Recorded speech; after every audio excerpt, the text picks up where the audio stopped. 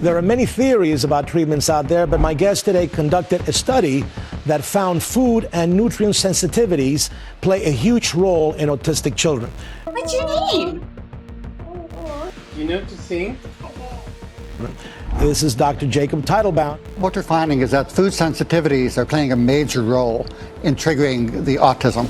And there's a host of different sensitivities. And we see a lot of allergic symptoms. And we decided to go ahead and treat for these sensitivities using a special acupressure technique that desensitizes the body to one food with each treatment. And in my family, we are not really allergic to any kind of food.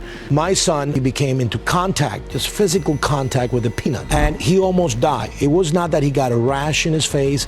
It was not that he became red. He almost died, epinephrine, the whole 9 yards. And this came out of nowhere. So I saw that this had to at least be part of the bigger picture. And the way we got introduced to it is there's a child that came into our office who was nonverbal, and she came in and had one of these NAET treatments, and she came in and it was, "Hi, Dr. Teitelbaum, how are you doing this morning?" And she was a chatty Cathy. And my wife and I decided we needed to fund the study. We explored, talked to researchers around the world, found this was a common event. So we went to the NAET Research Foundation. Our foundation funded the study. We got 60 children who had autism, and randomized them half into treatment, half into non-treatment control group. Right. And then what we found, 23 of the 30 kids in the treatment group were back in regular school at the end of 1 year, as opposed to none of the untreated children.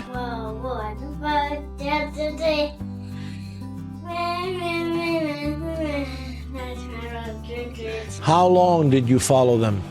Well, the treatment was for 1 year, fairly simple treatments, and you would see the stepwise improvement in most of the children. So some of them would have these dramatic shifts, but most after 20 treatments and then 40, and they'd get better and better. And if I give it a time, maybe 2 months, 3 months, I know she'll do better. I call it a miracle. So this was a year out that we did the follow-up. So, you know, a lot of the theories working in the autism spectrum, and I have had many scientists here talk about it.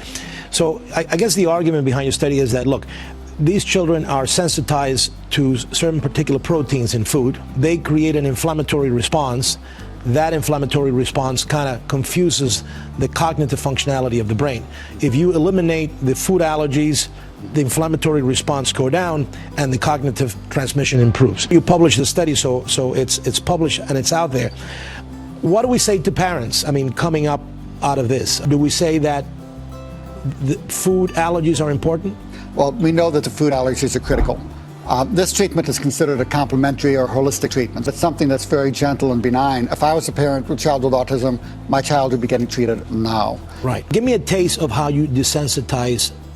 Let's say if I came to you, and I guess first you do certain allergy tests to see if there's whatever allergy sensitivities the baby has or the child has, or not necessarily. We can do the testing, but what I prefer is that the child be treated for all of the 50 major food groups, which is what we did in the study. And the treatments are simple. They simply hold a vial that has that allergen in it, and you hit several pressure points along the spine. But it was a very simple thing. So the message is these allergies can play maybe a role in delaying progression of getting better. Don't give up the ABA or anything like that, but try to absolutely supplement it with something like this. The message is you want to do a holistic approach. You want to do the cognitive behavioral counseling because these children and the families need help with it. You also want to cut the sugar out of the diet and help clean up the diet a bit. But then the child can't avoid everything in their life. So you do the NAET, desensitize the child. That takes the load off. And like say 23 of the 30 kids back in regular schools.